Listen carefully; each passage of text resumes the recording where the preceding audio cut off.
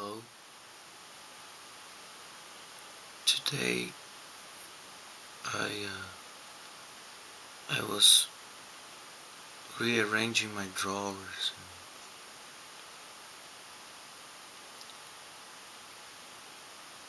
and throwing away some things in my room that I don't need, and I found this. I gave a gift to the narcissist once, and it was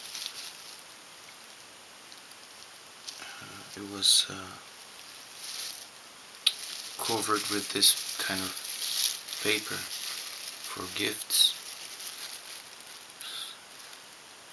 You have several hearts and you have love written all over it. And there's a little sticker which says happiness. And then I said, well, that's something else that I have to throw away, because besides having the narcissist's fingerprints, that's something that it's a form of no contact, which is still not right. If I kept that in the drawers, maybe it was because I was not ready yet. And before throwing it away, I wanted to show you, and I wanted to speak about some things that this paper there mean to me. Some things that came to my mind as I saw that, and as soon as I finish this video, I'm gonna throw that away in the garbage.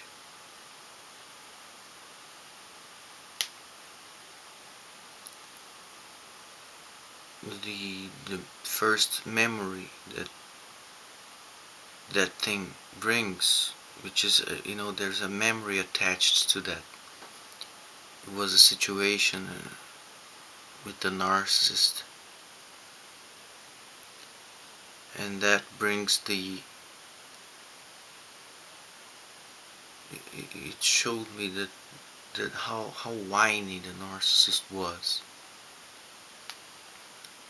And suddenly, instead of having someone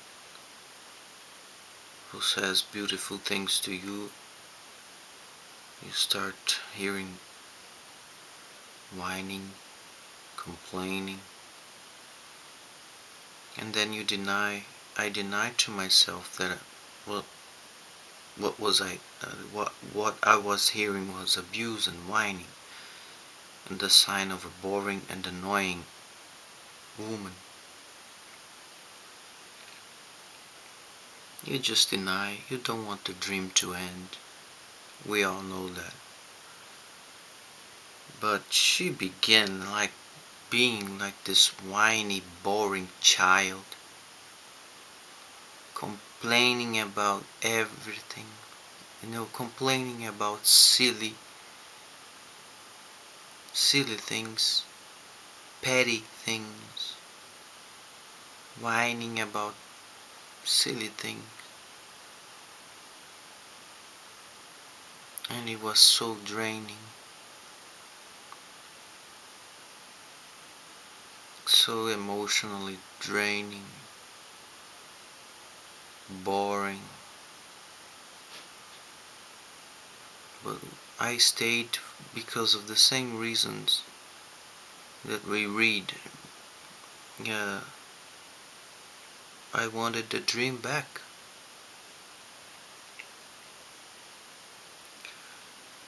That present, that gift wrap, I guess that's how you call it.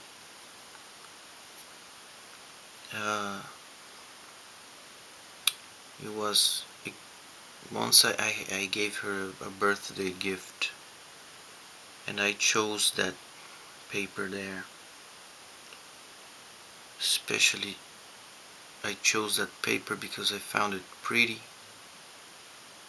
It had hearts.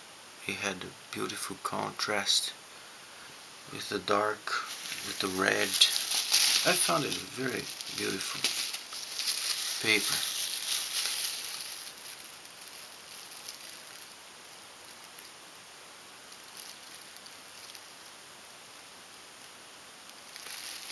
There's sort of an arabesque kind of pattern there. I was very happy I found this.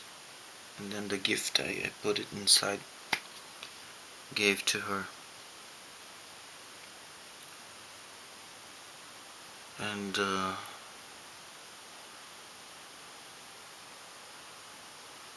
you know what she said? Do you know her reaction when she saw that paper? We were at the university at night. I gave her the gift after we saw some teachers speaking. Then after that I gave her the gift, and as soon as she saw that paper, she said,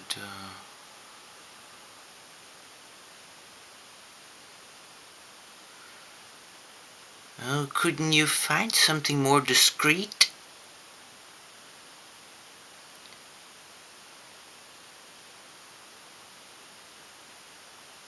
That's very sad. That's very hurtful. Instead of saying thank you, she mocked my paper, my choice of paper for the gift, and she was whiny. She whined about it. You know that state where when you feel the pain but you keep going because you like the person? That thing stings, you know, those complaints, these whiny things.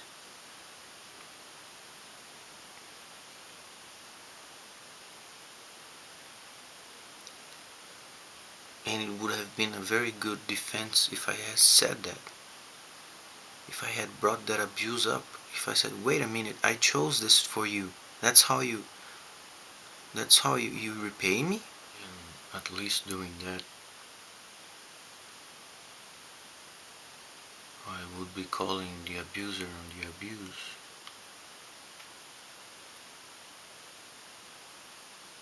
And I wouldn't be so damaged or hurt in my emotions. But I didn't realize I was being abused in the first place. And that brings me to another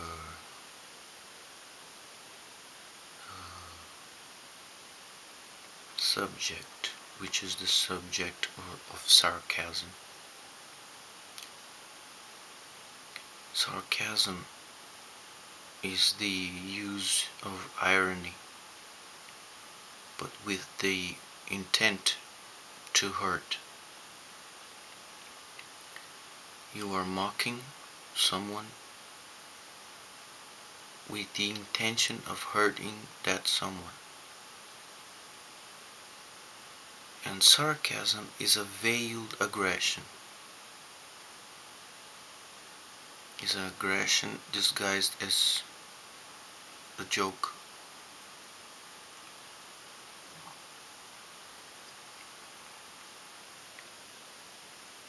But it is aggression, and sometimes socially acceptable aggression. And you can think, well, Dodge is being very, very petty about it. But this was just one example. If you get a sarcastic comment once, and then it is not torture, but if you get repeated sarcastic comments over time, you know that over time that's how torture works. It is over time. It starts to drain you. It starts to wear you down. And it is very damaging to the emotions, you know, sarcastic comments after sarcastic comments. And even, it's funny, even if I didn't know it, I was being abused, I was feeling pain. She mocked the thing that the gift paper that I chose with so much love and consideration. And she said, couldn't you have found something more discreet? Whining. You couldn't have found something more discreet. And she looked away like this with a distant air. This is very sad to be in the receiving end of this. And calling the abuser on the abuse would have been a great self-defense strategy for me. But what did I know? And sarcasm, it is an indirect aggression. Narcissists love to be indirect, as you know, because then they can have the deniability. Oh, I didn't do that. I didn't want to hurt you. Yes, you did. And narcissists, they hate to admit that they hate you. They will never admit, probably even to themselves. But I doubt that. I doubt that. They know they hate you. They're just pretending. And another reason why I don't think that's petty on my part is because that's not normal. A normal person will not mock a gift that you give, the paper that you chose to put the gift inside. A normal person doesn't do this thing, doesn't complain about the choice of the decoration that you put on the gift. That's not normal. That's not the behavior of somebody which is healthy, mentally healthy. A person who is healthy has heart, has consideration, thanks you for the gift, doesn't mock your gift, the decoration that you put on the gift. That's the behavior of somebody who has aggression which is hidden and she doesn't want to show you, or he doesn't want to show you directly, then he shows indirectly via sarcasm.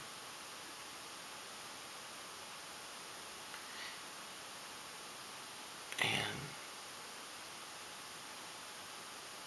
I know for a fact that her sister is sarcastic, was sarcastic, because I was once, this narcissist introduced me to her sister. She said my sister works at this or that place. And by the way, as a side note, her sister was a journalist, so you can see it is a profession which is very common among narcissists, being on TV doing journalism. She was a reporter. And her sister said to her, she said, well, my sister works on TV. And then her sister said to her, well, are you going to tell him about my whole life now? So you see that sarcasm becomes a pattern in the family of narcissists. And it's not only one narcissist. If a narcissist have brothers or sisters, I read this all the time. I see this all the time in videos, and from my experience, I can confirm that the family of the narcissist is indeed dysfunctional. They have a pattern of sarcasm, of jokes that are not jokes at all, are just aggression. When you stop and think, oh my God, I was punched in the face when she complained, she whined, and she was sarcastic about the decoration that I put on my gift, a gift that I gave her for her birthday. I think I was attacked there. And these things happen after the discard. And it is very painful. It is very painful when you realize that the comments that you heard were sarcastic, were an attack disguised. It hurts a lot. You remember it during the day, you remember it during the night, you remember it all the time. I cried day and night remembering those attacks.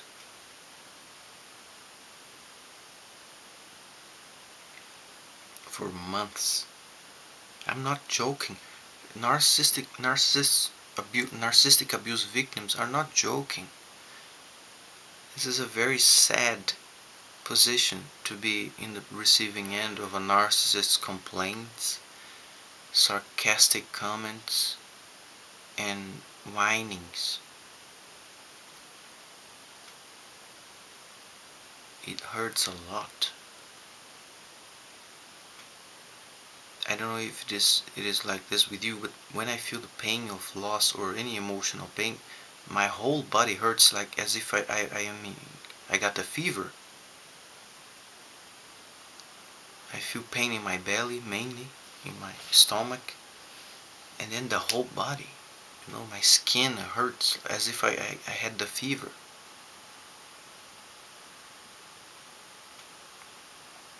And anyway, I guess I said what I wanted to say. I'm gonna throw that rap away,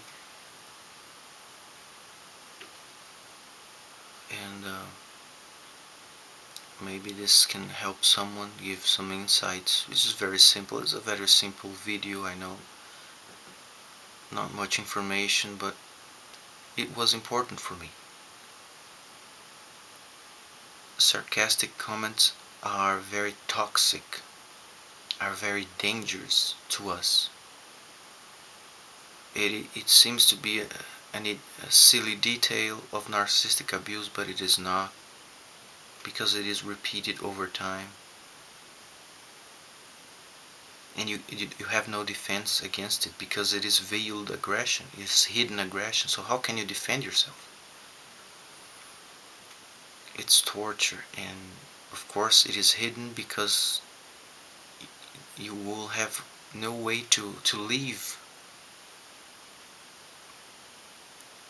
It is a very subversive aggression, and leaves you defenseless to leave the relationship, because you don't realize you cannot complain to the narcissist. Stop that. This is hurtful. You are mocking me. Don't talk to me like that again. You just receive the blows, receive the thing, the kicks and the verbal blows, the verbal punches, and you can't do anything about it. And when you realize it and you are discarded, or you have to end the relationship, it's too late. You are hurt. You got emotional, spiritual bruises all over your being, your spirit, your body. Thank you for your time.